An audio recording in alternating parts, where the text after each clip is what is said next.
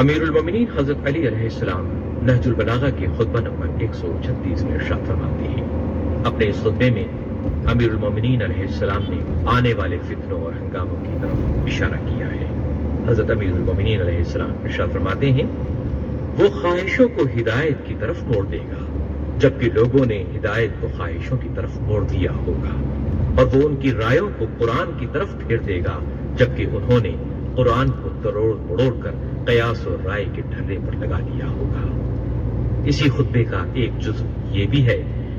اس داعی حق سے پہلے یہاں تک نوبت پہنچے گی کہ جنگ اپنے پیروں پر کھڑی ہو جائے گی، دانت نکالے ہوئے اور تھن بھرے ہوئے، جن کا دودھ شیریں و خوشگوار معلوم ہوگا، لیکن اس کا انجام تلخ و ناگوار ہوگا۔ ہاں،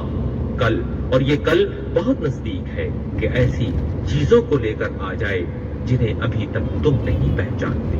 حاکم و والی جو اس جماعت میں سے نہیں ہوگا،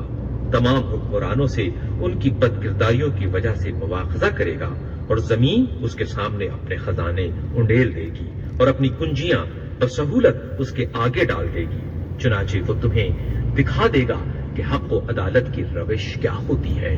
اور وہ دم توڑ چکنے والی کتاب و سنت کو پھر سے زندہ کر دے گا۔ امیر المومنین حضرت علی علیہ السلام کے اسی خطبے کا ایک جزو یہ ہے۔ اپنے اس خطبے میں حضرت علی علیہ السلام ارشاد فرماتے ہیں، گویا یہ منظر میں اپنی آنکھوں سے دیکھ رہا ہوں کہ وہ داعی باطل شام میں کھڑا ہوا للکار رہا ہے اور کوفے کے اطراف میں اپنے جھنڈے لہرا رہا ہے، اور کاٹ کھانے والی اونٹنی کی طرح اس پر حملہ کرنے کے لیے جھکا ہوا ہے، اور اس نے زمین پر سروں کا فرش بچھا دیا ہے، اور اس کا منہ پہاڑ کھانے کے لیے کھل چکا ہے، اور زمین میں اس کی پامالیاں بہت سخت ہو چکی ہیں۔ وہ دور دور تک بڑھ جانے والا اور بڑے شد و مت سے حملہ کرنے والا ہے۔ بخدا وہ تمہیں اطراف زمین میں بکھیر دے گا، یہاں تک کہ تم میں سے کچھ تھوڑے ہی بچیں گے جیسے آنکھ میں سرما۔